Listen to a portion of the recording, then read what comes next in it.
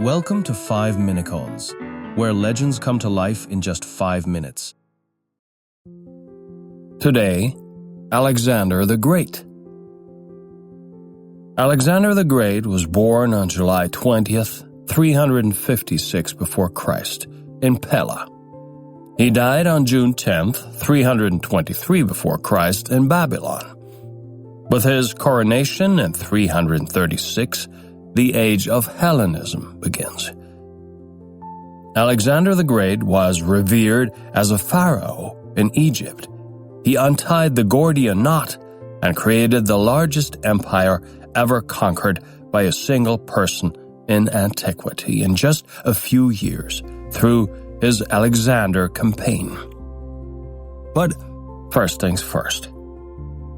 Alexander saw the light of day as the son of King Philip II of Macedonia and Queen Olympia. Both traced her family trees back to the mythical heroes Heracles and Perseus. Alexander was taught in his youth by the philosopher Aristotle. From his father Philip, a gifted general, Alexander gained early insight into strategic warfare. Under Philip, Macedonia was the hegemonic power of the Corinthian League.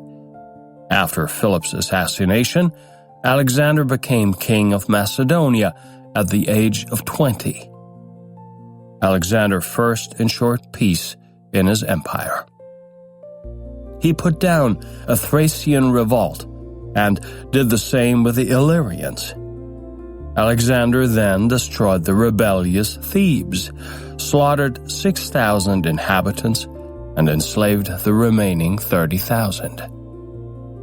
In Corinth, Alexander had the allegiance of the Greek polis confirmed before he moved against the Persians, striving for even greater things. Before Alexander's conquest, the Persian Empire was the largest territorial empire in the world. It stretched from Egypt through the Levant and Mesopotamia to Asia Minor. Several attempts by the Persians to annex Greece as well had failed. In May 334 before Christ, Alexander crossed the Dardanelles with 35,000 battle-hardened soldiers. He knew better than anyone else how to link the various branches of his army. Against this, the ponderous Persians were to stand no chance despite numerical superiority. Alexander quickly emerged victorious from the first battle at Granicus. He liberated Lydia, Ephesus, Miletus, and finally the strategically important port city of Halicarnassus. Alexander's pan-Hellenic revenge campaign was officially completed. The western coast of Asia Minor conquered. But Alexander's hunger for power was still greater. By early 333 before Christ, he had annexed Anatolia to a sphere of power. In Gordian, Alexander cut the Gordian knot with his sword. An oracle had prophesied that only he who could untie this knot would achieve dominion over Asia. At Issos, Alexander finally met Darius III, the Persian ruler. In the symbolic skirmish, Darius was no match for Alexander's tactical superiority and took flight. Alexander immediately moved to Tyre and destroyed the Persian fleet in the Mediterranean. Thus, he had his hands free. Egypt, Alexander took in a sweep and was received like a pharaoh. He founded Alexandria, the most important of his countless city foundations. In 331 before Christ, he crossed Euphrates and Tigris without hindrance towards the climax of his Alexander campaign.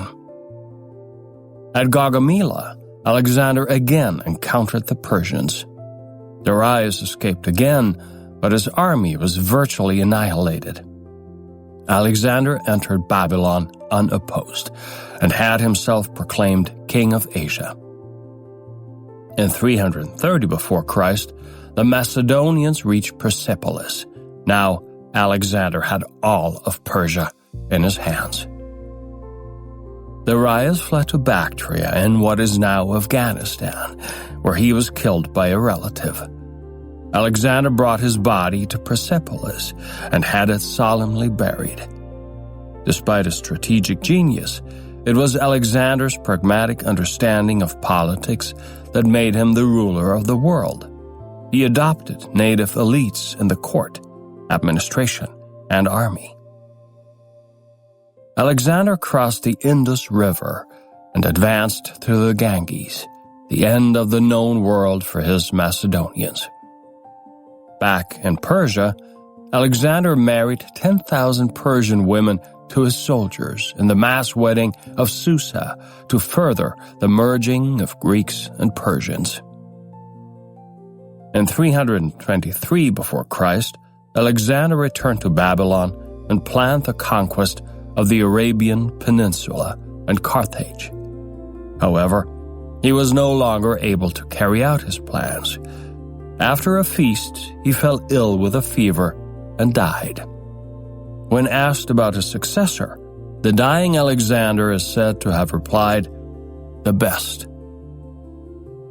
Neither this nor his wish for a tomb in the Oracle of Siwa was to be fulfilled. His body was preserved in honey and buried in Alexandria, Egypt. Alexander's commanders took power as diadochi and fought each other in their partial empires. Alexander's empire disintegrated as quickly as it had come into being. Alexander the Great was one of the most successful generals in history. He conquered the largest empire of the ancient world in only 11 years. The Hellenism that began with Alexander's territorial success shaped the areas of the Eastern Mediterranean culturally and linguistically for centuries.